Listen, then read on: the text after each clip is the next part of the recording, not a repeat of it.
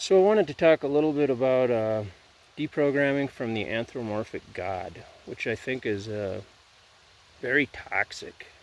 Um, the anthropomorphic God is a God made in the image of man, like the God of the Old Testament, that loves, hates, throws little tantrums, banishes people from the garden, sends you to hell, elects his favored angel to burn up most of the souls, while only a few select ones make it.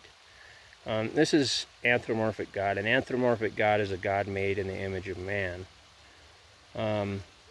Very damaging and destructive to man's evolution and spiritual growth. Churches cluster every single town that you go in. There's churches everywhere teaching this horseshit. And they deny the real Christ, which is within. The Christ is within you. It's not an ego idol. It's not a man in history. The Christ is within you. And this knowledge is not taught to the masses. As a matter of fact, it's rejected, thrown into a category of either New Age or devil worship, when in fact it's just the opposite. Is what the churches are teaching is actually a form of devil worship. It's blood sacrifice. And blood sacrifice is not the real message of Christianity. The real message of Christianity has actually been lost in translation of a book written by the human ego. The human ego wrote the Bible, and even though there's elements of truth and there's gems of wisdom and understanding in it, it's also laced with the corruption, and it's chopped into pieces. So it's the truth mixed with lies, and that's why it's so confusing, and people can get so bent out of shape over it. The real message is rarely ever taught, that we are a mind and not a biological machine. A biological machine that has been dumbed down to the point where we believe we're a race, we believe we live in a country, we believe in a false history. So waking up is coming out of all that, and it's realizing that this is all one puppet master pulling all these strings, pulling all the sides. It's like there's part of our mind that is asleep and dreaming separation, dreaming duality, dreaming every separate thing. And that's why the body was created vulnerable, because pain and suffering, aging, and the frailty of the human body give us the illusion of autonomy and individuality. The illusion of one or the other, that I exist independently from you. And it's a complete illusion. The life behind every set of eyes and ears is the same life. But it's always taught that we're a race, we're a history, we're an economic class.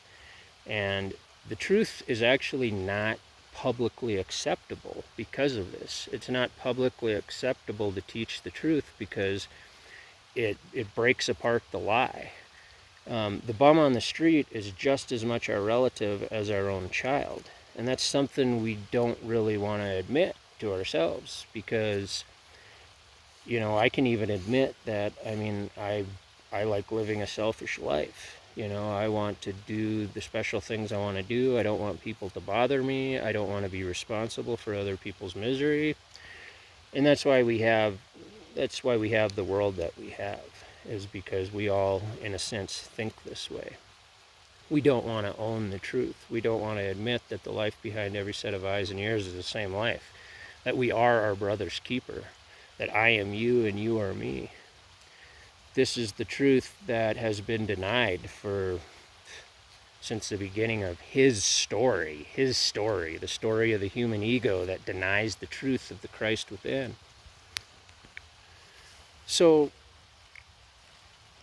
when we say Christ within, to someone who has no metaphysical education, that can sound like quackery. Like, oh, you're just the victim of religious nonsense.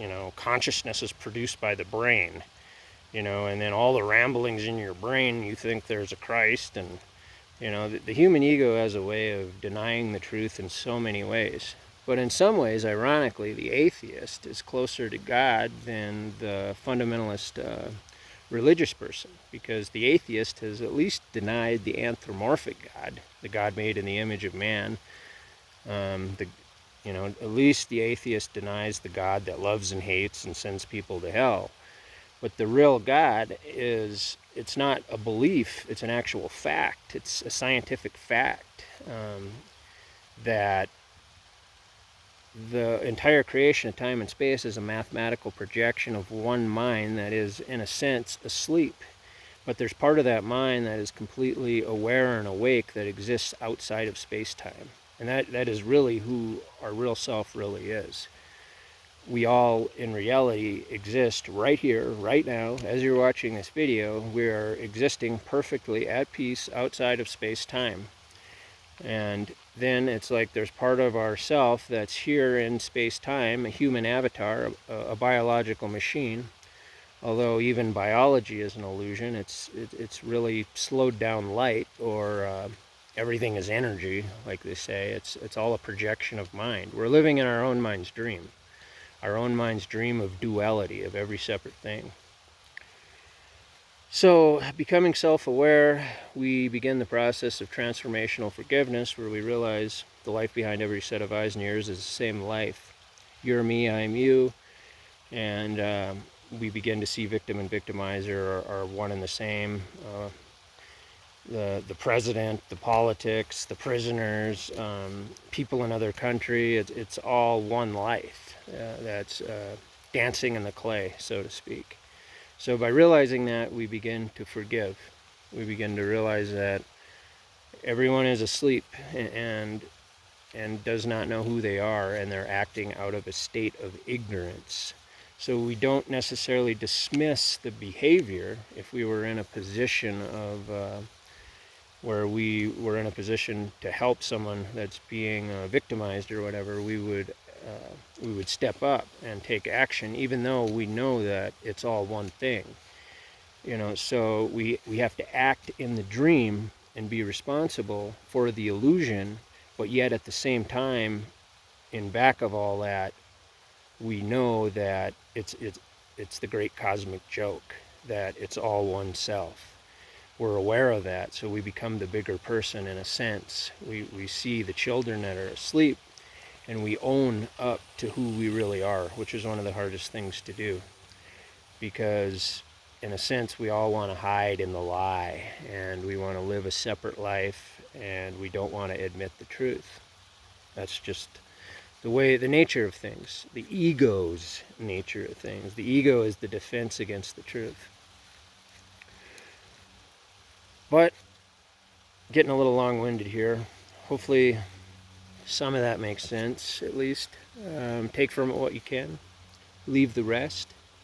I'll look forward to making more videos. Hopefully I can motivate myself to make videos. It's really been tough for me. I've just not been in the mood. Even today, I've just forced myself to make a video. So even if it sounds like rambling, I just gotta get the videos out there and get over this resistance to creating this content.